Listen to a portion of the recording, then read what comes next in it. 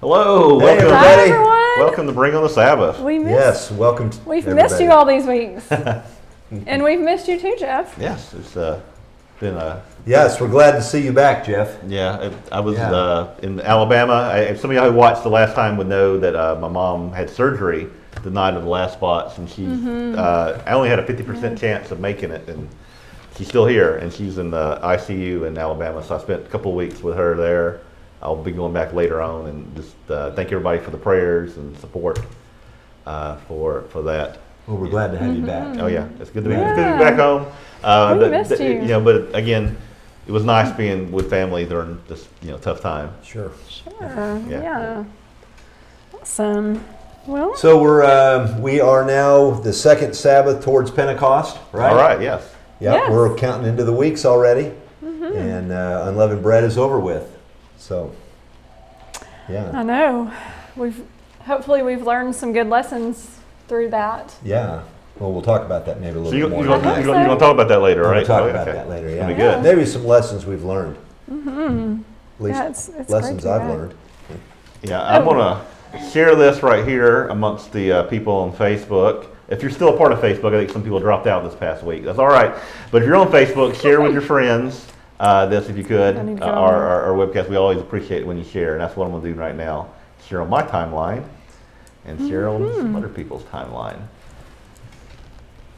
Okay. Well, I'm sorry. I was motioning to my child who just walked into the room. And we are also having sundown here. Did you already talk about No, that? I did not. Not yet. Okay. Go ahead. Oh, you're going to wait. Okay. You can do it. You can do Okay.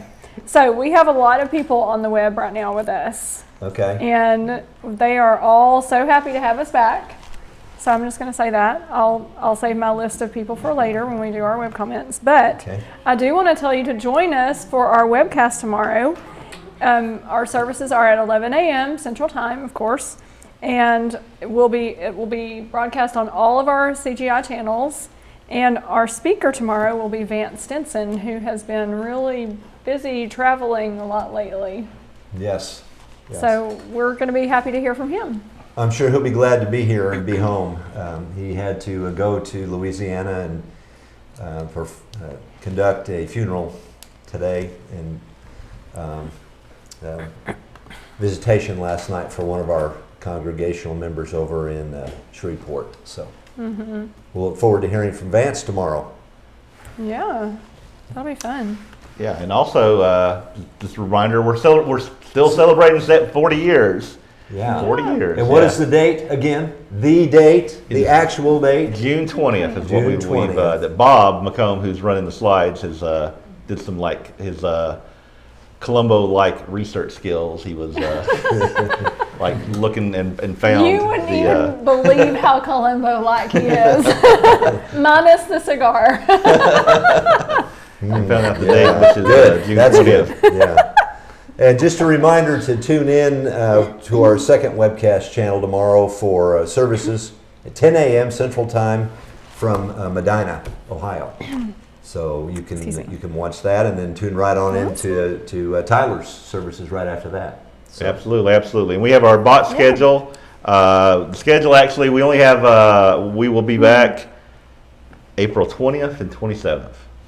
I don't know if I got that. I think I'm in the wrong That's You got that what line. I'm Wrong saying. slide. Okay, I know. the slide is different. I'm going to explain this slide, then we'll go back to this. All right, this slide right here. Oh, yeah. okay. A lot of Yeah. people were having some problems watching this on Roku.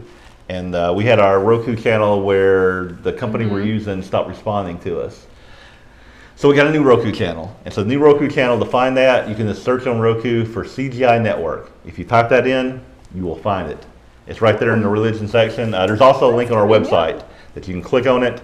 And we'll take you also to where Roku has it. So really easy to look for. Awesome. CGI. That might find it, but I know with CGI Network will definitely find it on there. And we're going to have an Apple TV channel soon. And the good thing about this new channel is that in the old channel we only had Armor of God programs, and this channel we're allowed now. We have a little more space, and so we'll have some replays of Bring on the Sabbath on there, replays of the Bible studies and sermons. And sermons. Will be on there. And right now there's no replays, but that's they're going to good. build up over time. Okay. And That's so it's awesome. definitely a good thing to have. So if you have Roku Yeah. and an Apple TV, it should be out next week. We'll let you know when the Apple TV app is available. So that starts storing and building up Mm-hmm. now? I mean, starting, it'll start with those. Yeah, starting with I think the last couple. Okay. We may be able to go back and put some more on there, but it's a little bit of a process because we're brand new with this. It's going to take some time as the channel builds. Yeah. But it's definitely, you can watch live and it should be a really good connection. So if you're out there watching on Roku, let us know how the connection is if you watch on this channel. Because I heard the other one was just terrible. But this one should be a lot better connection because there's actually people we can talk to if we ever have a problem, which the other That one. is so awesome, Jeff. You just Yeah. never Thank cease you, to Jeff. never cease to amaze me with Yeah. all the stuff you do for us. So was there buffering issues? Was that one of the issues? I that don't, you know were what, having? it was just, I don't know what the problem was because I couldn't ever talk to anybody there. So, who ran an old channel. But this new one is included in our webcasting package and it's actually going to save us money. So we're always happy Oh yeah, with that's that always as well. good. What's our next slide? That'd be what I was Discounts. going to talk about. No, I don't know what Oh, that is. Okay. yeah, Well, let's bring I on the Sabbath. was going to talk about, we'll be back on April 20th, which is next week. Yes. New Church Lady New Church only Lady Women's Conference. will be here, and the 27th with Mike Nolan. Okay. With Mike good. Nolan. Good. And speaking of the new Church Lady Conference, Yes, the New Church Lady Conference next weekend. So excited! Next Friday, starting Friday night, we'll have our special bots with the New Church Lady preview. I'll be interviewing Nancy White, who is the coordinator of the conference, and also I'll be interviewing Dr. Anika Sandy Hansen, who is one of our keynote speakers. I've been saying that she's our keynote speaker, but she's one of our keynote speakers. So, and we're going to have lots of really exciting things happening at the women's conference. And we won't be also- there, by the way. Yeah. We Also, won't be there. I'll be behind the camera. Jeff will be, yeah. yeah, our resident blogger will be Brandy Webb. Will also be here on Bring on Sabbath with us, talking about her Hebrews 11, and that's going to be a really good topic. Nancy's just going to talk about the history of the conference, and I'm going to introduce you to Dr. Anika Sandy and just let you get to know her a little bit more before the conference Nice. starts.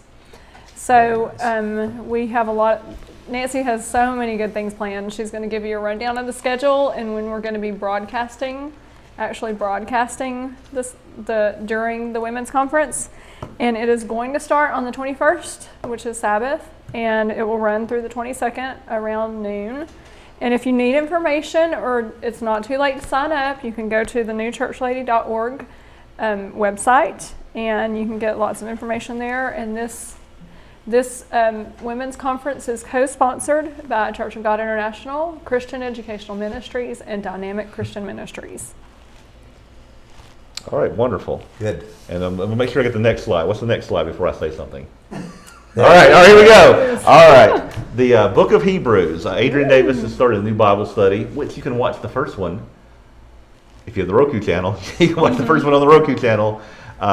If you missed it, this week is going to be a little bit different schedule. It has been Wednesday night. It will be Monday night at 6:30 p.m. This week to join Adrian for the book of Hebrews, and it should be a really good study. And we're definitely looking forward to that. And you can also find the replays on our website, YouTube, Facebook, and elsewhere if you look hard enough. The easiest place is YouTube. Awesome. Well, that sounds good. Oh, next, You got something about summer camp? Ignite. Yes, Camp. Ignite Summer Camp. And Ignite Lisa Summer asked us about Camp. that. Okay, so we have on our CGI.org, if you go to CGI.org/camp, you can get information about our Ignite Summer Camp coming up July 6th through 10th, 2018. That is a Friday through Tuesday. The Timberline kind of changed our schedule around, and so we're going to be going from Friday through Tuesday, and the price is only $99. I know that no I used 99 to- cents at the end, just 99. And it's an overnight camp. I used to send my daughters to day camp for a week, and it was more than $99. And they were only gone for like 6 hours a day. This is It wasn't cheaper than even daycare. worth it. No, I'm kidding. Cheaper than daycare. Yeah, it's cheaper than daycare for sure. Are there any still available? Oh yeah, Yeah, we there's have lots. room available, so There's room please available. sign up. Okay. Sign up We sign have up early quite a so few we campers signed up, Yeah. but we need more to sign up. Yeah. Oh, Yeah. yeah, the ages are going to be from age 10 to 17. So we have to cut it off at age 10 because we just want to make sure that the kids will be able to experience all of the activities. And us counselors need to be able to sleep during the night. Yeah. Well, the activities, some of the activities Yeah. there, they have an age limit on. So we didn't want to have anyone left out. We kind of had Oh, a yeah. couple left out last year because they weren't old enough to do certain things. And we want to make sure that, I think still paintball. Yeah, paintball, still, now the ones who were 12 last year. Yeah, we'll be able to do will be paintball able to this do year. I mean, we were 11 last year, we'll be 12 this year, and they Yeah. can do the paintball. And they were the only ones that wanted to do it, was the So ones if who were you're a underage. young man and you're less than 12 and you want to do paintball, we're sorry, you're not going to be able We to. can't do paintball? Yeah. Yeah. Well, you And can. counselors can do paintball. I did paintball. I did paintball until I got hit in the head by a paint, and then I hid. Everybody most of the time. loves to use me for their paintball. Yeah, that was pretty. That was wild. But the when you were paintball out is a there. lot of fun. It's one of the It best is. paintball courses I've ever been a part of. Oh yeah, So it is. it's It is really it's a fun, neat. lot of fun.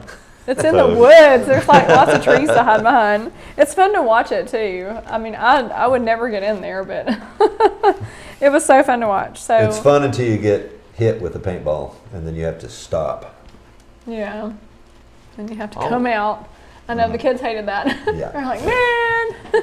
But you can tell when you get hit with the paintball. Mm-hmm. I mean, it's evident that you're out. And you feel it too. Then, yes. Yeah. All right, I got Okay. a lot of comments on Facebook, so I want to go through No, I'm them gonna if we have can to run kind over of quickly. to I was mine, like, too. whoa, there's a lot of comments. Okay, Bill Lessenhide, it says join. Jeff Steele joined. Willow Love Al says thank you for the continued update on your mom. Thank you for continued prayers. Ron Griffin says watching on YouTube and we'll share on Facebook. Thank you for the shares. Keep sharing. John Esquivel in the Philippines. Got no John. Hey. He says happy Sabbath, and I think they're about to have their afternoon services there. Rita Orgel says happy Sabbath to all brothers and sisters. Rita. Aw. Katrina Happy Sabbath. Newbert, Bill Casely. Bill Casely. I was going to ask her how to pronounce that. She says Hi, Katrina and On this- Amanda or Jim on or this Sabbath Rebecca, requesting whoever's prayers with you. for And 2-year-old. Wesley's saying hi. She's asking special prayers for 2-year-old Chloe Assenbrenner. Ashenbrenner. Of our congregation the who's fighting Cincinnati for her area. life. And I've read the updates on Facebook, and Yes. it's And if you're friends with Mimi, she's been posting updates too. So get on Mimi's website and look for updates about Chloe, we'll definitely continue to pray for Chloe. or her Facebook site. I'm sorry, her Facebook Yeah. feed. Joe Ferguson says hello, and then her happy Sabbath. Hank Green says hello. Jeff, Wynn, and Lisa, happy Sabbath. Hey, Hank. Hey. Gum Sing Ong, who Hi, is Mary and in Hank. he is in another foreign country, which is Burma. Burma. So watching in Burma says happy Sounds like- Sabbath from Myanmar, which is Myanmar, what we call Burma, Myanmar. Yes. And Glad to have Wow. so Rita Orgel says she's watching on Roku. It says great sound and picture. So good to hear that. Good. Wilson Stillwell Jr. says hello. Oh, hi Wilson. Amy Sherry. Hohertz, who usually double dips and triple dips on the She's comments. dipping over here. She's right here. Says happy Sabbath, friends. And Hey, Amy. Sharon Lewis says happy Sabbath. And Neil McIver says hello. So we got hey. Neil. Hey, that's, Neil. So we got them all covered over here. And then on YouTube, Wow. Super Jim, who may be over there also, says happy Sabbath. Not yet. And Posen Auto, Oh, wait, which is wait, the wait. business, not the person, also known as Joe's Garage, says happy Sabbath. Okay. Right. Well, I have a short list actually. We've got a couple over here. We have Alberta 9 and Amy Hohertz, yes, is double dipping over here. And Christine T is over here, and Grover Ray, and someone named Jeff. Are you on too? That was me earlier. Okay. Are you? Double dipping. Triple dipping. Well, I'm I triple know I'm dipping. on here. My name is listed on the list too, but Jeff Your is on name here is? too. Well, I'm Bots Lisa. Bots Lisa. Yeah, Bots Lisa is on. That's me. I have to be on the monitor, but he doesn't have to be on the monitor. No, that's true. Okay, and Margie is also on William 1 and RJ 179, which I haven't seen Super Jim over here yet, so maybe we'll see him. Yep. But, okay. All right. Well, it's That's good all. to have everybody join us tonight. We're going to have some interactive topics. So if you're out there watching on Facebook, Yes. YouTube, Be and online, prepared. please feel to make some comments and give us your input. Please. And we got a really good one from Lisa coming up here, and we'll share it with you in just about a minute after this break. All right.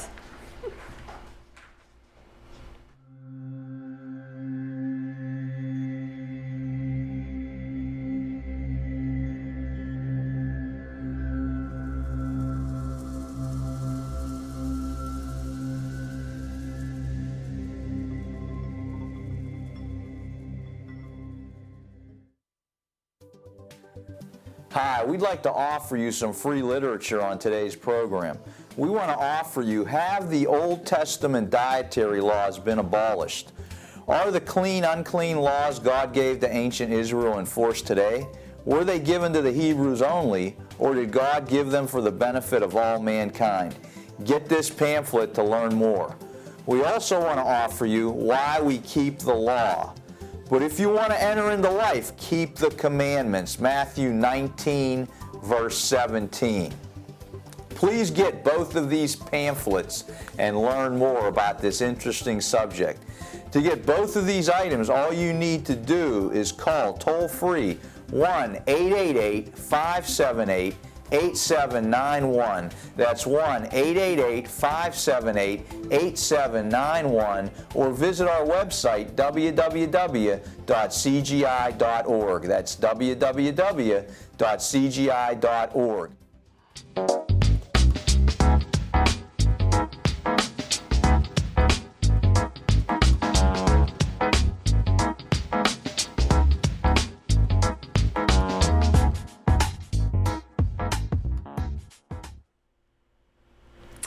All right, we're back. And I am going to talk to you this evening about church kids. Church kids. I did those air quotes just for Katrina. She'll know what I mean. Anyway, why do you love your church or your church family? Why do you love your church or your church family? I'm saying that twice because I want my church family in the technology world out here that I interact with every week, that I love very much. I want you to give me some feedback online as to why you love your church or your church family. And I'm depending on you to give me some feedback. I'm going to come back in just a few minutes, and I'm going to get some comments on that. But I want to tell you some reasons why I love my church family. And it's because I can have interactions with the people in my church without any kind of scrutiny. I also have lots of friendships, and the people that I care about with the same morals and belief system as me are there. And I would like for you to just give me your best response to that. You can give me one or two, and I'm going to come back to that. And I'm getting to the part about the church kids, so don't worry. But also I kind of want to know, what does your worship service look like? And I'm going to tell you about mine. Mine's pretty traditional. Most of you have seen mine because I'm in the congregation here at Tyler. And my favorite part of the service is actually the singing, because I love music and I love to sing. And I'm usually very pleased with the sermon. And the reason why I say I usually am is because a lot of times I'm in the back teaching the children's class, and that's something that you really never see online. I thought you were going to say you usually are, except when I'm speaking or when speaking. Well, That's why you like the sermons, because you're in the back and don't have to hear them. It varies because it depends on when we have kids in the audience, or when the kids want to go back for Sabbath school, and whether or not one of the other women wants to take on that task. So, now, what do you think the number one way is to interest people in your church, or to get people to come to your church, to grow or interest people in your church? What do you think the number one way is? Do you have something for the kids? No. Well, actually, that's not it. That's But not Really? it, huh? after lots of research and asking that question on Google a lot, most of my answers came up as engagement. Ah. And it's not just for kids, it's for adults too. Mm-hmm. Okay? I'm engaged in this program. Mm-hmm. This is part of my church work. I have an engagement to fulfill. Mm-hmm. And it kind of makes me feel like I'm more part of the church. What were you going to say, Glenn? Oh, I see that. I see what you're saying. Okay. Because if you have somebody that's new that wants to come in, Mm-hmm. what can they do? How can they be Exactly. involved? What What kind of welcome do they get? Yeah, all these Yeah. things are important. Okay. So having engaging activities in your church is a really good thing. Mm-hmm. I have it with teaching the children's class. I have it with Bring on the Sabbath. And I have lots of other duties that arise over the, from season to season, the things that I do for church. And y'all know what they are. Mm-hmm. I do a lot of, some work in the church. I wouldn't say a whole lot, but some. So, A great contribution. I want to go back to the first question, and I want to ask people, do you have any answers over there? I see some answers. And what was your first question? Make sure these are correct answers. It was, what do you love, or why do you love your church or your church family? All right, so Willow Owl says, we're going to be together forever. That's a good one. That's And really then good. Brian Anderson, who also refers to Wynn as like a dad or something, is what he Yes. said. Okay, Brian Mine's his Anderson. second dad. Second dad says, why do I church family? Because I have to. And he has a wink. Yes, you do. Good one, Brian. And another one, Willow Owl says, we're all going to be bride of our King Jesus Christ. And so that's good. And Willow Owl says, attends the Church of the Great God. So, Oh, wow. great. Okay. Well, do you guys want to chime in? What are some of the things you love about your church family? The family, the service. What are you talking about? The church family. The people. I love the mainly. personalities. Or the church. It's yeah. interesting to me whom God calls. I love the interaction that we have, Yeah. and getting to know, like he was saying, those who we will spend eternity with. Yeah. What about you, Jeff? Well, that's probably the same thing, because I've always kind of thought when I'm in church, I look around, I was like, there's no way I would be friends with these people unless I was here in church. And, that's not saying a bad thing, I'm saying a good thing. It's like there's no way we would have interacted or whatever, and so I'm so happy that God put us together as a family that you can get to know those in the church. So it's definitely, that's what I like about it, the fact that God put us together for a reason. Yeah. There's Right. the key, I To be think. a God family. put us together. Yeah. Yeah. Okay. At Posen Auto, which is Joe's Garage, he says, because you preach the true gospel of the kingdom of God, is that why he likes to be? That's why he loves his church. Yeah, he says also CGI is by far the most open church of God. And we try to be. I mean, Okay. we try to be That's very a good open. one. Being open. Being open. I like that. And we try to be non-judgmental in the sense that we do want you to change. We do want you not to stay the same. Non-condemning. But we're not going to condemn folks. We want you to come as you are. Yeah. And then learn about Christ, get baptized, and change your life, and we're at the pace that God has for you, working through I Christ. got more than I bargained for on this one. All Okay. right. Well, with all of those answers, this is a really good basis for this, because now I'm going to pull in something about the church kids. Two more. got I got okay, two more. Two more. I don't Let's want to have leave 'em. anybody out. Three more, I think. All right. And this is it, y'all. This is it right here. Okay. Thanks Mary for all Green. input. Mary Green says our church family is supported in all areas. Faye Brown, another member here, says the chance to visit with longtime friends, and the ability to meet new friends. And Katrina Bill Casely. Oakley. He's going to learn it, Katrina. I'll learn your name eventually. And Wesley says hi. She says, I love how our church family supports each other and pulls together in times of trial. And that is also good because, the fact, like with I my love the mom's, support. yes, she's all the support that we have in the church, the people praying, and it's just, it's wonderful. People And begging then you it goes on beyond, text it's their and all local that church stuff. and then even the church at large, the Facebook church. I didn't want to be bugging you all the time, but I was bugging him a lot on the on text. I was like, "Hey Jeff, how's your mom? What's going on?" But I'm so glad to hear all of these answers, because now I'm going to try to spin in the way or the part about church kids, because all of these things are important in a church, but all of these things are also important for the kids in your church. Are you doing this for your kids? Basically, is my big MO of this message. Okay, so I want to spend some time talking about the ways to interest your kids in your worship service. And first and foremost, engagement. What kind of engagement do you have for your kids in your worship service?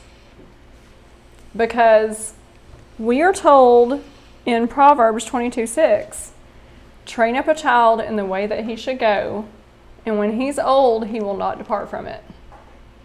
Now, I pulled that scripture in. I know it's kind of simplistic, but it has lots of facets to it. Mm-hmm. We are not just training our children at home. We should be training them in the church. And the way that when you train for a job, do you do everything like learn it from a book and then get thrown into a job? No, not at all. No way.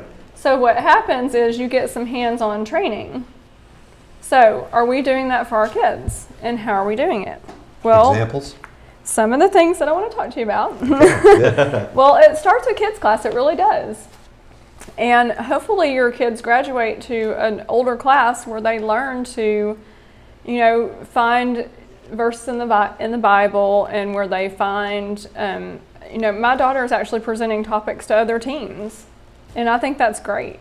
If they have that spiritual leadership ability, and if they've learned that somehow, that's great. Mm-hmm. But it's only, they get that through training or from watching other people too. There's all sorts of ways to learn. But, okay. So, I want to hear also from you about this. I want to hear how your children regularly engage in your activities in your church.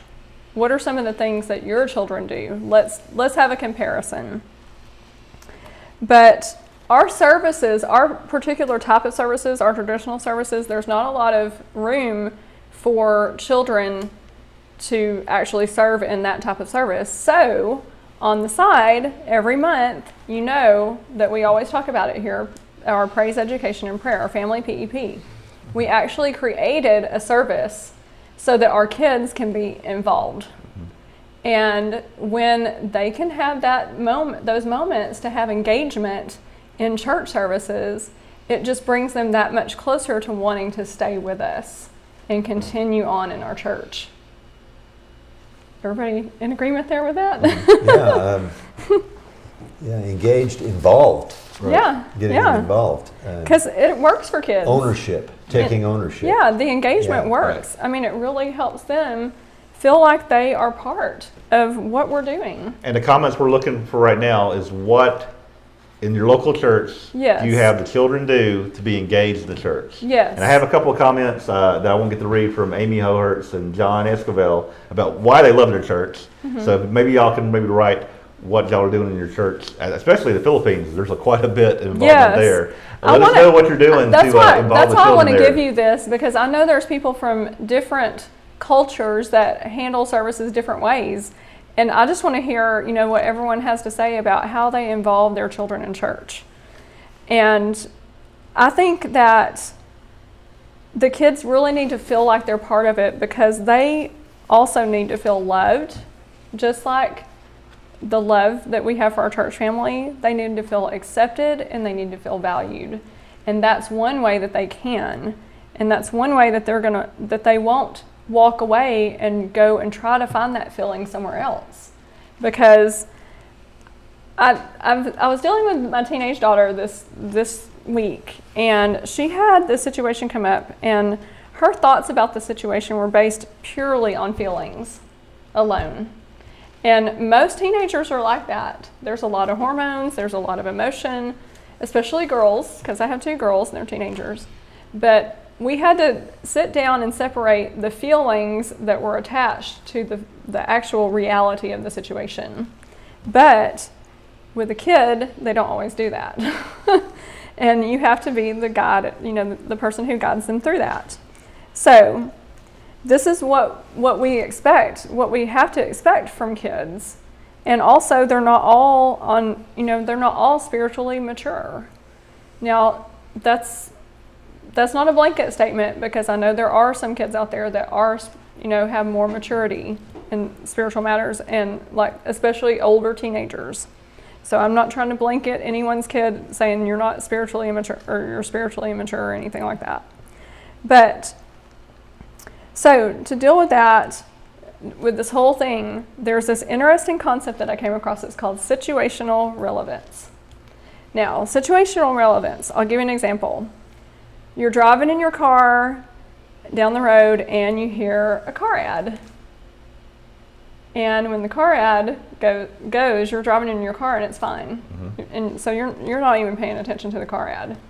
But when your car is clunking down the road and you need a car, you're listening for car ads. It's a situation, and it's relevant. That car ad's relevant at that time. It's not relevant always, but it's relevant at that time.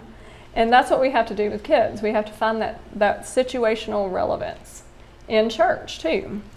And some of the ways that we can do that are untangle their God interest from their church interest.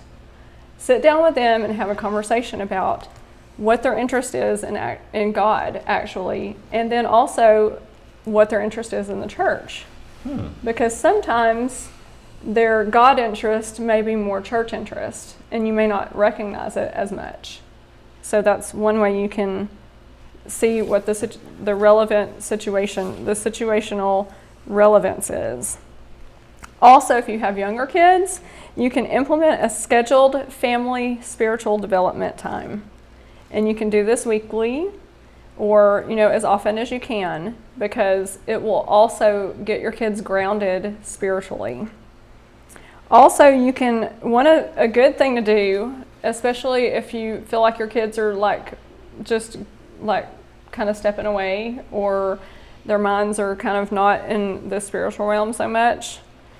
Another good thing is to print out and discuss song lyrics from your kids' favorite artists.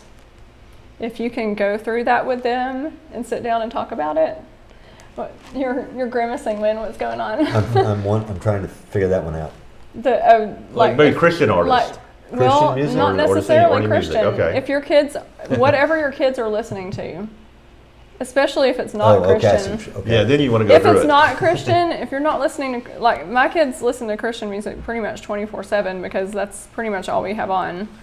But if they're interested in other artists that aren't Christian, you might want to pull the song lyrics of some of their songs. I mean, you can do lyrics from any song and any artist on Google like that. I mean, I've pulled up lyrics from old songs and I thought, what was I listening to? Yeah. Because I was talking about Times They Are Changing, the Bob Dylan song on this, and I was like, oh no, that's horrible, I can't use that. Yeah. Because it's a little bit too political. It's very political. So another thing that you can do is to have like a session where you pretend that you're an atheist and you have your children convince you that Christianity is true. That means they have to really know the Bible. So let's hope that you spent some time spiritually developing them. So pretend to be an atheist. Not on a regular basis, but just as an exercise. Also, another good thing is you can watch a video on space or biology, both from an atheist standpoint and a Christian standpoint, and then discuss the differences. Because that gives you a good basis on where the people of the world are actually explaining that, especially in schools. Biology is all pretty much Darwinism. And I went through a lot of biology classes in college that were really based on just evolution. It was kind of sickening. And I mean, there's no room for God in it. There really isn't. But it's a good conversation starter. And also get involved in your children's activities. And if you're a couple with kids, I don't want to step on anyone's toes, but don't let your spouse be the only one that's having fun with the kids, because you want to get involved even if it isn't something that you really like to do. Because if you don't show interest in the things that your kids do, then they're going to learn that behavior and they're not going to show interest in the things that you do, such as possibly church. I mean, it might just be one of those things that the kids say, well, they really didn't care about what I was doing, so why should I care about that? I mean, and this is not That's probably though because they're not engaged. Right. Yeah. I mean, it's lack of not engagement. relevant to them. Yeah, which you're it's not talking relevant. The relevance is not there. The situational relevance is not there. Yeah. So, yeah. So, take action, get busy, and provide an outlet for your kids. And get your kids involved in church somehow. What are some of have we got comments about? You know what? For some reason, we haven't got any comments on that yet. Okay. So maybe they can send okay. in for we can later. talk about it later on. We can talk about it later on. Hey, you know, one yeah. thing that you can get kids Let's get- involved in weekly would be scripture reading Yes. every week yes. at church. Well, You I know, mean, that could that'd be be one something thing. that could go after the announcements. Like even in our traditional service, we could have Absolutely. a kid come up. Yeah. But, you know, they're just waiting for you to fulfill them, engage them, and love them as a church. And so just start allowing them to have training there so they will not run away when they're old. Great. All right. Good stuff. All right. I guess we'll take another break. Okay? And if you have any comments, give them the comments, and we'll look at them a little later. When we get back, what you got win for us? Okay. You got a good little presentation? We'll see. All right. Awesome. I All can't right. wait. We'll be back in just a moment.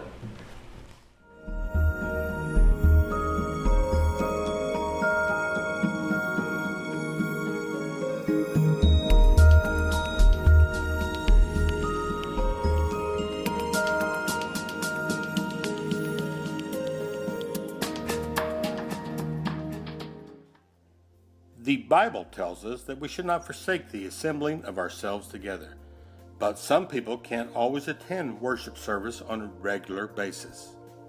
This happens when people are ill, or if they can't drive, or if they live too far away from other brethren. At the Church of God International, we encourage you to fellowship with like-minded Sabbath keepers. But if you can't attend with others, please feel free to attend with us online. We meet every Sabbath at 11 a.m. Central Time. You may join us by going to the website www.cgi.org. That is www.cgi.org.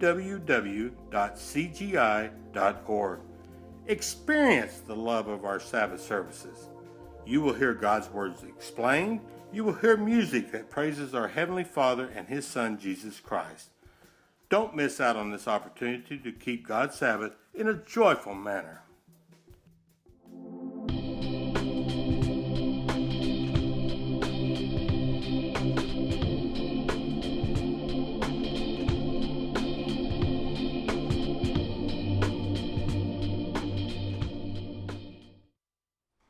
You're introduced. Okay, we're back.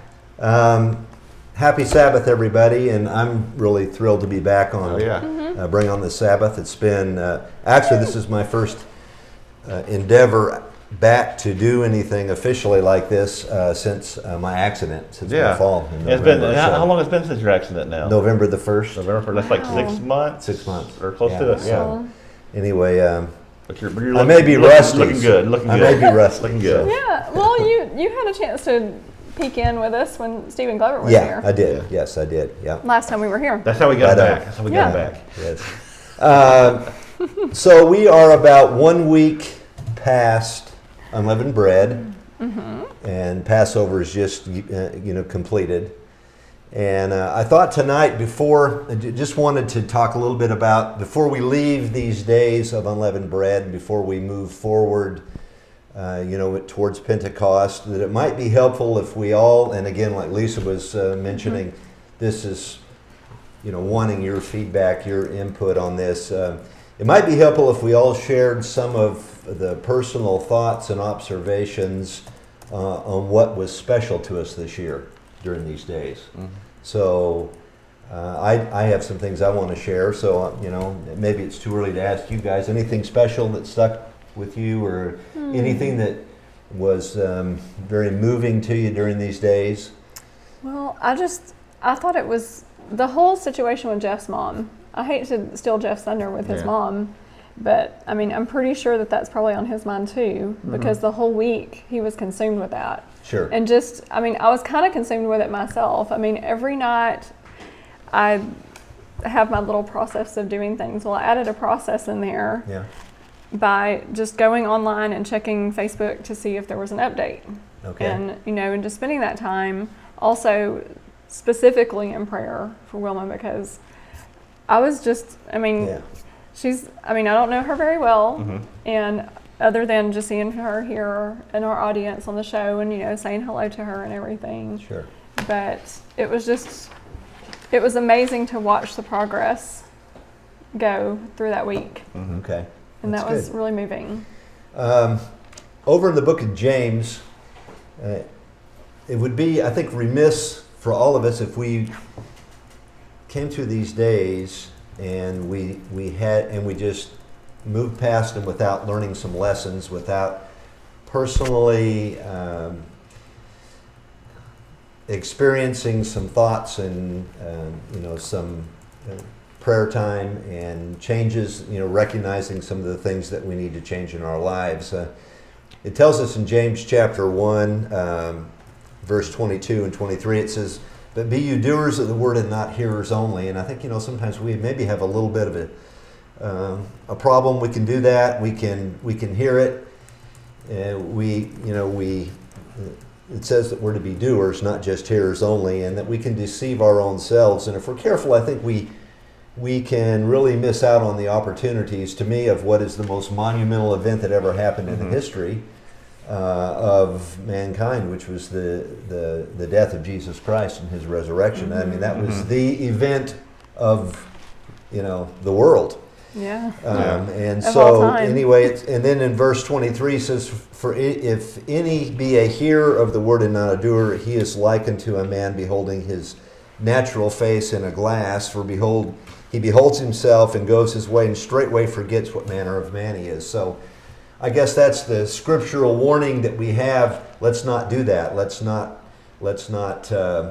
just go away and forget about the lessons that we should learn and things that we should have learned, during these days. And I think if we're not careful, there's a tendency for us to, frankly, we think we know a lot, we know the truth, so we're really not that bad. We really don't have that many problems, that we can have that kind of an attitude. And I think Corinthians warned us about that. We have to examine ourselves, and I take that very this year. For me, I've taken that very, very personally, and we don't want to be like Luke 18 and the Pharisee and the publican. And the Pharisee thought, well, I'm okay. I fast 3 times in a week, and I'm not like this other guy, this tax collector. Who actually, the tax collector had the right approach, which was, God be merciful to me, a sinner. And really, when I think of the days of unleavened bread, that's kind of where the bottom line is for me. God be merciful to me, a sinner. And, there's that kind of recognition. So what do you take away from Passover in the days of unleavened bread? Those are the questions. And so for me personally, I'll just share with you guys. Okay. A couple of things for me personally. I don't know why this would seem shocking, but I have this realization and recognition that, hey, I'm flawed. Now, I know you all know that anyway. Yeah. But It took you how long to realize this, Lynn? why is it that sometimes in some years those things strike us differently, and we have more of a, Right. It hits us more seriously. And with that realization, then I recognize just how sunk I am without the sacrifice of Jesus Christ and what these days meant and what he did for us and what he did for me personally.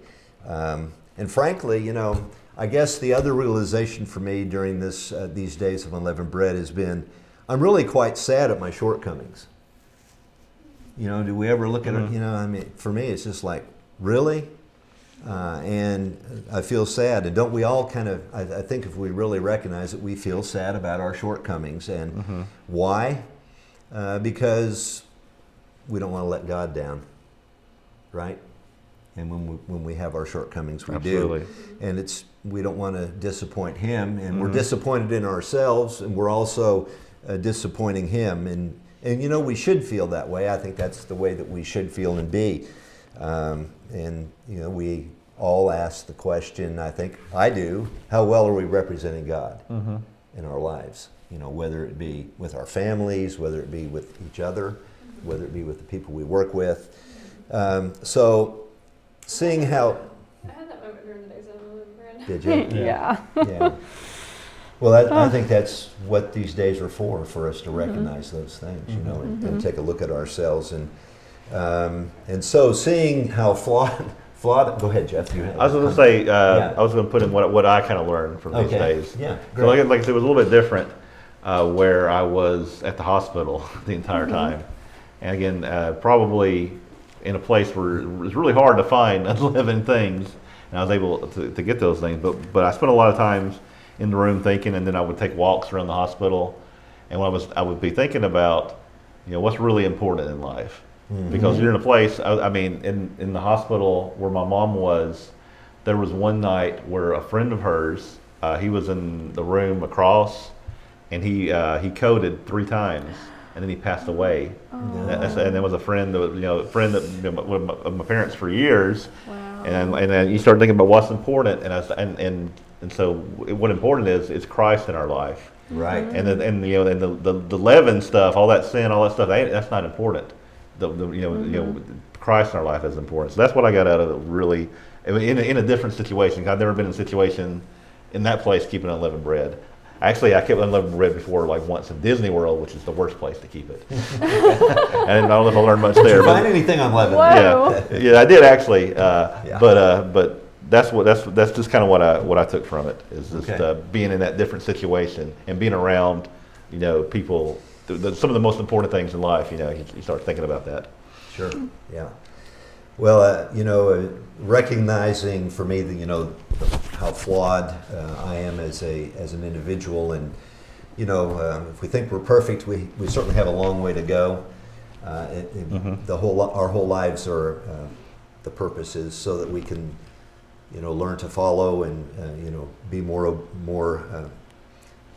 like Christ is. In the way we are and the way we act and the way we think. So recognizing those shortcomings has really, really highlighted for me this year how thankful I am for the sacrifice that Christ made, and how he did it willingly, how he willingly did that for me. Now I know that his sacrifice was for all, but you know, we should all I take that, you know, for me, and it's really motivated me during this Holy Day season, that thought and that concept. And there's there's an old song, it's a country song. You guys remember this? It was by Mac Davis. Oh Lord, it's hard to be humble when you're perfect in every way. I remember that song. Definitely remember that. Can't wait to look in the mirror. I can't wait to look in the mirror because I get better looking each day. Right? Yeah. That's not the attitude. Okay. That's not the attitude. Just aged. No, just you aged know, all of us. a couple of scriptures, you know, that counter that would be Psalms 39, 5-7, which says, "Man at his best state is altogether vanity." You know, that's a recognition, you know, that hey, at his best state is altogether vanity. And also Isaiah 64:6 says that our righteousness at our best state is altogether is as filthy rags. So I guess 3 quick things that I learned from these days. I could go through a whole bunch of scriptures, but I've got a lot of them, but I want to save time for Jeff. But just, you know, for me, I want to make sure as I leave these days of unleavened bread that I don't take for granted what Christ did for me. And I want to make sure that I am covered by the blood of Jesus Christ. And I will read Romans 4 because I think that kind of summarizes the thought. Romans chapter 4 and verse 7 and 8, which says, "Blessed are they whose iniquities are forgiven and whose sins are covered."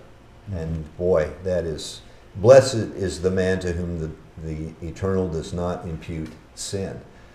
You know, so wow, it just really has been really personal for me that way this year. And you know, that I definitely want to make sure that I'm covered, and the recognition of what he has done for me. And I guess the other point is when we recognize how flawed we are, and we see that, and I see that in myself, then, you know, boy, I'm really motivated to do better.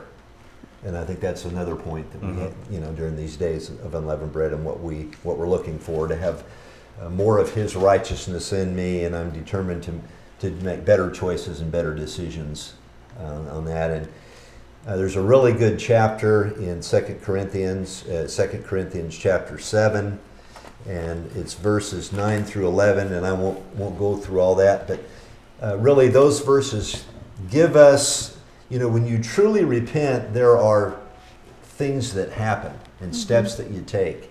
And those verses give us those steps, carefulness and clearing and indignation and wanting to do right and, follow God and then, humble ourselves under God's mighty hand. And the other thing that I've really recognized during these days is that, yay, we have an advocate when we stumble. And absolutely, he knows our frame. He knows that we're as That's dust, it. and he knows that we're not going to be perfect. And we have an advocate. And when we do sin, we can go to him. And Hebrews chapter 4, verses 14 through 16 are beautiful verses. Oh, those They're, are some of my favorite seeing that we have verses. such a high priest that cannot Yeah. be touched, we really we really count on that, and we're very thankful. We're really thankful for that. So, for me, it's been a very moving and very personal days of unleavened bread and Passover season, and I hope for all of you too, and that you have had some highlights and some very personal things as well. So, there you have it. Okay. Awesome. All right. Very good.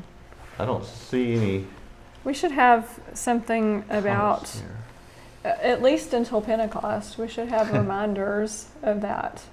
Maybe Oh, on yeah. here. Well, we can't do it next week because We should probably Yeah. have reminders all year long. I mean, really. Yeah. Yeah, absolutely. This is not something that we just do during the days of unleavened bread, but it Right. just comes to mind, I think, more poignantly because of the symbols we take And I and think that God made the seasons for that purpose too, because yeah, we have such a absolutely. rejoicing time during the Feast of Tabernacles, just looking forward to not the death of Christ, but the coming of Christ right. and the millennial reign. Yeah. And that is just and that's a season, Yep.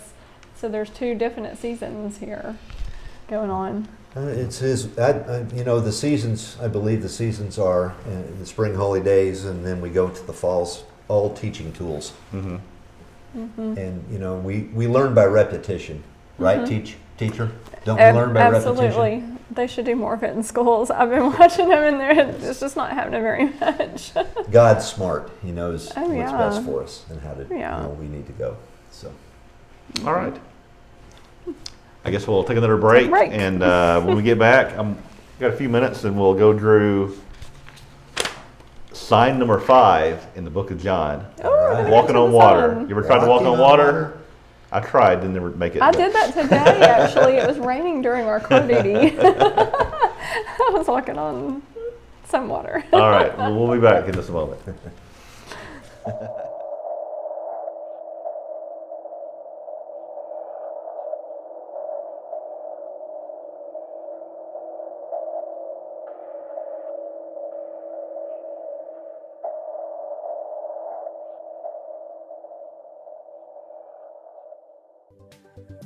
Hi, we'd like to offer you a free booklet on today's program.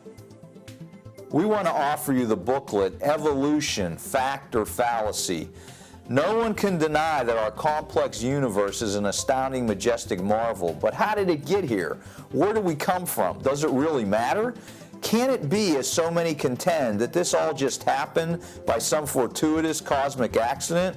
Or did it come about as a result of careful design of an infinite God? Here are the facts you need to know. Get Evolution, Fact or Fallacy. Visit our website, www.cgi.org. That's www.cgi.org.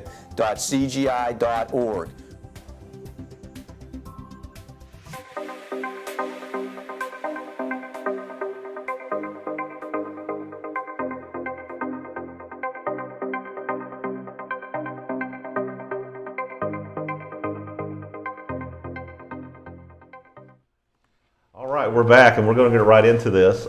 We've been looking at, over the past year actually, I've been looking at different parts of the book of John, because I think maybe a lot of us feel that the book of John is one of the most concise books about the gospel and that Jesus Christ is God. And that I would always recommend to a new person who's coming to Christ, who wants to learn more, the book of John is really a great place to start to learn about why Jesus is our God. And so we looked at, in our studies, the different signs. There's 7 signs in the book of John. And we looked at, so far, 4 signs. The first sign, if y'all remember, was water in the wine. And do you remember what that shows?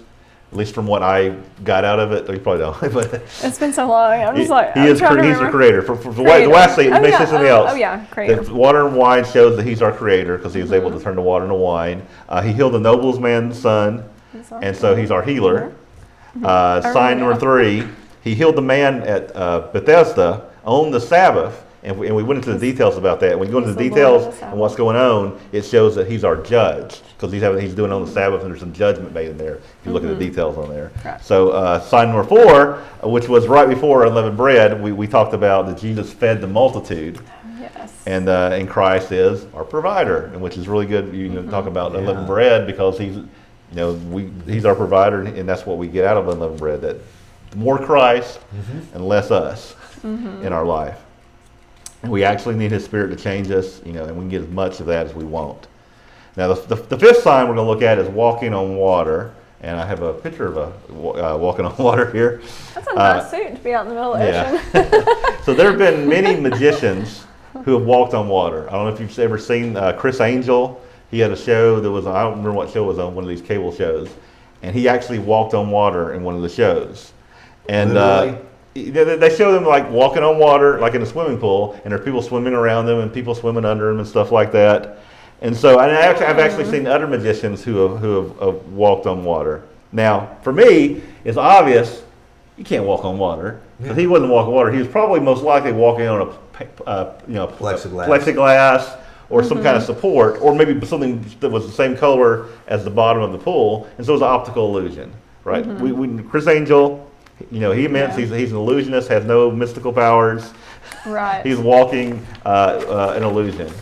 And I've always liked to know, find out how magicians do their illusions. I don't know if you're like that, but I've always been interested in, I want to know how they do it. Like when they saw a woman in half, I know that the woman squeezes up in the front part and there's fake legs that come out the other end. I want to know that stuff. I don't want, it may take away the fun of it, but I like to know how it works. So I spent some time reading about how certain illusions are performed, and they do some amazing stuff. And so the first one that blew me away when I was a kid was in 1983 when David Copperfield, y'all know David Copperfield, he was the big magician. He did a show where he made the Statue of Liberty disappear. Y'all see that or know about that? He actually, in this show... I heard about it, but I didn't see it. He was there. He said, "We're going to make the Statue of Liberty disappear." And sure enough, he was there. He did his thing, and the Statue of Liberty disappeared. And they had a helicopter flying over. And I was like, well, how did he make the Statue of Liberty disappear? And this puzzled me for years until I found the answer, of all places, on the internet. You Googled. Yeah, I Googled. Now, I Googled for years. I could never find the answer. But until recently, I was able to find the answer maybe within the last 10 years. Because I've been looking for a while on the internet to find out the answer of what happened. How did he do it? Oh, here's how he did. I'm going to tell you how he did it. I'm going to spoil it for you right now. So David Copperfield, he had 2 towers and a curtain, which you probably might could see. It's kind of really dark behind us here. So there's 2 towers and there's a curtain that went between them. And so what he did is he raised up the curtain and it would cover up the Statue of Liberty. And then after they closed the curtains, everybody who was in the audience and the cameras were on a big turntable. So if you watch my laptop here. When we get, you can switch back to me here. So this laptop, it actually kind of turned very slowly as he was doing his little hocus pocus stuff. And so it turned probably about maybe 45 degrees. And so 45 degrees on another patch of empty field, they put some lights that resemble the lights that would shine up on the Statue of Liberty. Oh. So when he lowered the curtain again, the camera would see it, and the people who were on a turntable would see, oh, there's this empty field with lights shining, and the helicopter, which was flying over Liberty, just kind of flew over a little bit and flew over the empty space. And then when he made it reappear, they slowly turned the turntable that the people were on back to it, and they raised it up. And when I found that out, I was going, You disappointed? That's disappointed. I was like, I thought it was some kind of magnets or some kind of electronic field, or they did some kind of crazy. No, it's the simplest thing ever. How he made the Statue of Liberty disappear. And so there's all kinds of tricks. There's mind reading tricks. People will make you think they can read your mind, but if you know how they do it, you could do it also. The Indian rope trick, and a lot of people are gullible for these things. But from what I know, no one has magic powers that you can't prove that it's a trick. But we're going to read where Jesus walks on water. And so and you were talking to the kids as an atheist. Now, an atheist would say, well, maybe that was just an illusion. Maybe he was performing a trick for his disciples. So we're going to look at the story and see, was this an illusion or was this actually something real that happened? Okay. And did Jesus Christ actually walk on water? So let's go to John chapter 6 and we'll look at the story. John chapter 6, verse 15. It says, therefore, when Jesus perceived that they were about to come and take him by force to make him king, this is right after he had fed all those people. So they were like, oh, make him king. He fed us well with the loaves and fishes. He departed again to the mountain by himself alone. And then we're looking in verse 16. Now when evening came, his disciples went down to the sea, got into the boat, and went over the sea toward Capernaum, and it was already dark. And Jesus had not come to them. And then the sea arose because a great wind was blowing. So when they had rowed about 3 or 4 miles, they saw Jesus walking on the sea and drawing near the boat, and they were afraid. But he said to them, it is I, do not be afraid. Then they willingly received them into the boat, and immediately the boat was at the land where they were going. So this is the short description of what happened. And so there's some things that we can notice in this. They were 3 or 4 miles out in the middle of, a sea or a lake, kind of like a big lake for us. And the sea was full of waves. So when I showed the picture earlier, the guy standing on the calm, and when the old Chris Angel was walking over the pool, it was very calm water. We're talking, you ever seen waves on water? So this is saying they were 4 miles out, and it's waves, and there's wind. And he comes walking up in the middle of this. Now, I would say, ain't no way you can fake that. Especially back then. They had no kind of the technology to do those things. So this is very different from what some people might think of Jesus walking on water as very calm, but it's very windy and very wavy. No one would dare to go out on a windy, stormy, billowy, right, and try walking on water. I would like these, or even to be in a boat. Yeah, no, it's crazy enough to be in a boat. The disciples were out there, and so I ask what y'all think about this, because I'm not, I'm kind of putting my mind around this sign, because we have the other signs. And they're kind of clear to me what those mean. What do you think we can learn from this sign that Jesus is performing? Because John put it there for a reason. He put it there for a reason. So what can we learn from that? The fact that Jesus walked on water. If you have any ideas, tell me what you think about it. I'll tell you what I think about it, but I may not be right. But what do you think we can learn about Jesus walking on water? Any ideas? He was the creator. There he was created something. all things. Yeah. It would have been a proof to those who saw it that he was greater than just any normal human being, right? Yes. So it was a sign for them. It would have put me in awe. Oh yeah, it was definitely. There's something about him. And he was just a normal human being, though. He was flesh and blood like we were, but able to walk on water. So that means he's full of the Holy Spirit. Right, because he wasn't spiritual body yet, right? He was just a physical body. We read that in Hebrews and other places. He was physical just like we were, but because he was God, and he was able to command the elements. He was able to walk out on that water. It was a teaching tool. Yes. For Peter. Oh yeah, we're going to look at that. Yeah, we're going to look at Matthew 14 for Peter, because for some reason John leaves Peter out of this. He just gives you like a little short snippet, because I guess he wants to bring up the fact that Jesus walked on water and make that as like one of the signs that he did. And it's definitely a sign. I would say there's some things to note about that, is that Jesus was definitely showing his creator and showing he was greater than nature. That he was actually breaking a natural law, because you can't walk on water. It's impossible. So he was breaking a natural law, but he's our lawgiver, right? He's our lawgiver. I think there's definitely proof, the fact that he can break nature and he can do that he is definitely God. That, like, I mean, what else? He made the rules of physics. He can do anything he wants with them. Yeah, correct? he can he can bend them. He can change them, and and at this point, he already turned water into wine. And that was stretching it. This right here, this is like to the very limits. Displacing of weight and water, weighing less, all of that. Yeah, that's definitely. Definitely a lot going on. So let's look at Matthew 14, and we can get a little more detail. So I'll read through Matthew 14, verse 22. And we'll go just kind of quickly because our time is getting limited here. But I want to get through this this is another perception of what happened. A little more details. This is after the same event, after he fed the multitude. Verse 22 says, immediately Jesus made the disciples get into the boat and going ahead of him to the other side while he dismissed the crowd. And as he dismissed them, he went up to the mountainside by himself to pray. And later that night, he was there alone, same story.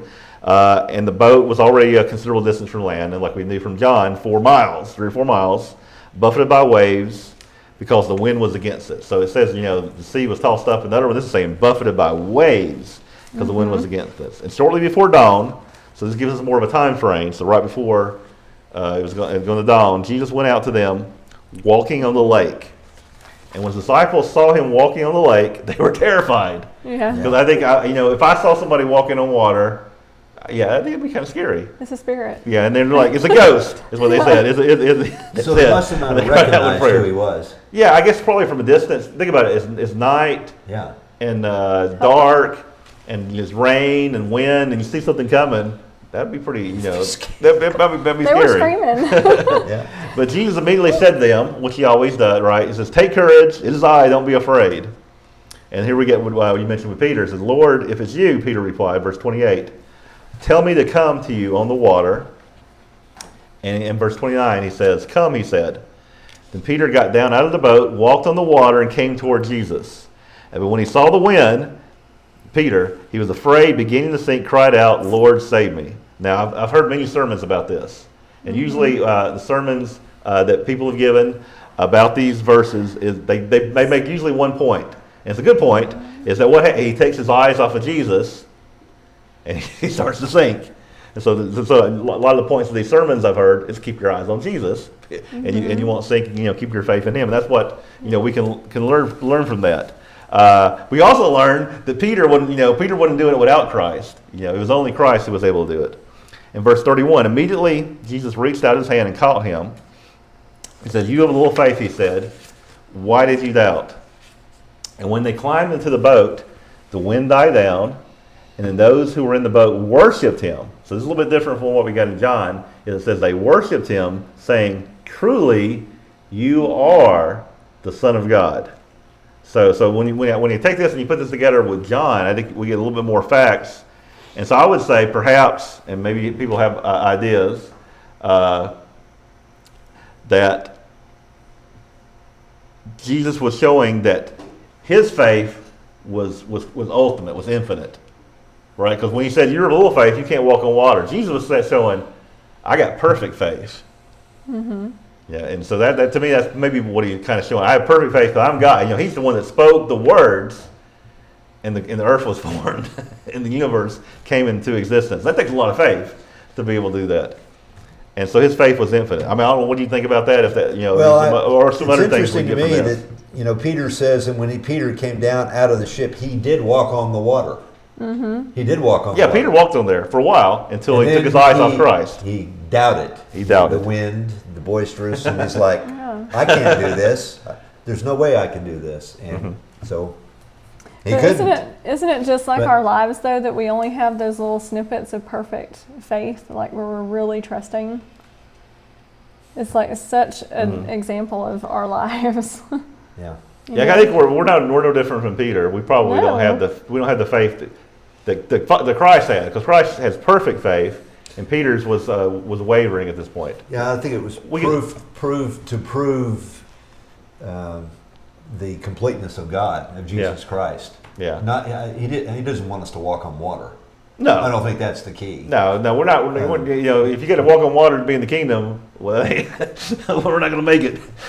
So really, keep your eyes on the one who will get us to the kingdom. I mean, that is nothing wrong with that. Yeah, definitely, and I definitely it's just another one of the signs. Again, John, I think for a reason he has these signs. I think we have a couple more signs. One is sign 6. I'm trying to think what that is, but I know sign 7 is Lazarus being raised. Sign 6 is out of my mind. Can you think what sign 6 is? Somebody remind me. I'll probably think of it when we're done. But we got 2 more signs to go through, Okay. and they prove specific things. And we're going to get to those a little bit later as we go on bots. But so I think this is interesting to cover this, and this was kind of in the middle of in John 6, the middle of what we were talking about. Made the unleavened blind bread. see. The blind see, yes. Yeah. Oh, absolutely. So y'all I can Googled already it. see this, right? You can already see this. He made the blind see, I Googled it. and he raised the dead to life. Okay, so these are proofs that he is God, and these are the reasons why John did that. Now, there's a book I want to just right here. If you go on our website right now, this is what was offered on Mike James. He did a Armor of God this past week, and we had a tremendous amount of people order this, probably almost a record number. We had a lot of people order this book. So we got another printing of this book coming out. It's called The Awesome Power of God. So this is written by Lauren Chamberlain. This was written back in 2004. I don't know if you read this book, The Awesome Power of God. This is one of the ones that I've read, and actually, as part of our program for training for the ministry, I actually did an outline of this book. So he goes through these signs of John, and probably a lot more detail than I have, and gives you reasons why Jesus was God. So I recommend this book. There's a link right now on the front of our website. It won't be there long because it's about to change to next week's offer. But you can also get it in our store. So I recommend that book for you as well. But that's all I got. Excellent. Very excellent. Yeah. The wind even calmed down. He calmed the wind. Yeah. He calmed the wind. So he was in charge. Yeah. And not only that, but he was on the water, and Peter was on the water, and he reached out and grabbed him, and it was like 2 of them, the weight of 2 of them on the water. Yeah, no, the fact that he can reach out and grab and pull him up. Yeah. He's strong too. Yeah. So it's just it's a really short story in John. It's only like a few scriptures, and you don't really read much about there, but there's definitely there for a reason for us to maybe I'm not quite this is, and the reasons I get is that he's God and he had ultimate faith and he's creator, and there's all kinds of things we can learn from that. I guess one thing that I get from this is just how we can make the scriptures live if we just think about them and study them a little bit and talk about them and then look things up. It makes the scriptures live and come alive, and it's real personal, not just reading a book. Oh yeah, absolutely. And it's good to do it together. I like doing it together with y'all and everybody out there watching. Everybody out there. So this is our Friday night, bringing on the Sabbath. We've brought the Sabbath on. It's so nice to be back. It's dark out there now, and we were afraid there may be some storms in the area, and that the power could go off on us and we'd be done. But luckily, the power has stayed on. The storms kind of went around us. They went to north and south of us, so it worked out really good. The night isn't over yet. Yeah, so it's worked out. For now. All right, so thank you everybody for tuning in. We're going to take another short break, and we'll be right back.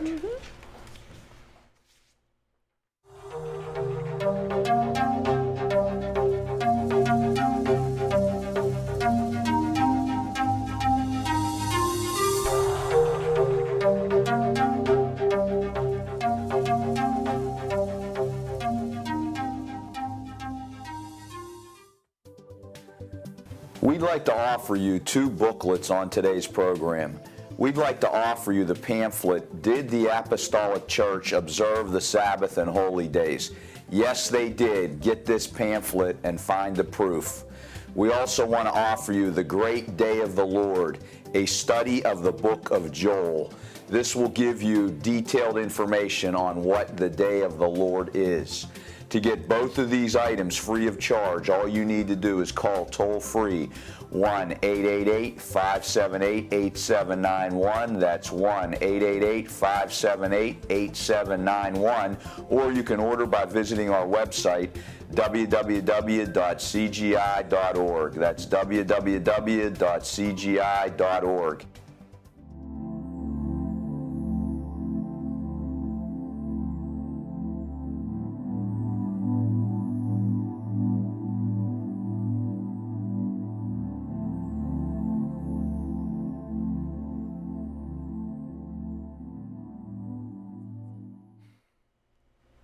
We're back. Back. Hey, just one more thought to your All right. subject. You know, Jesus calmed the winds, and we read in Matthew 8:26 and 27. He said unto them, "Why are you fearful, O you of little faith?" Then he arose and he rebuked the winds and the sea, and there was great calm. But the men marveled, saying, "What manner of man is this that even the winds and sea obey him?" That's an awesome scripture. Yeah.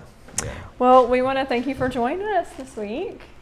And we'll be looking forward to seeing you next week and tomorrow for our Sabbath services. And until then, have a good night and may God bless your Sabbath. God bless your Sabbath. Night, everybody. Bye.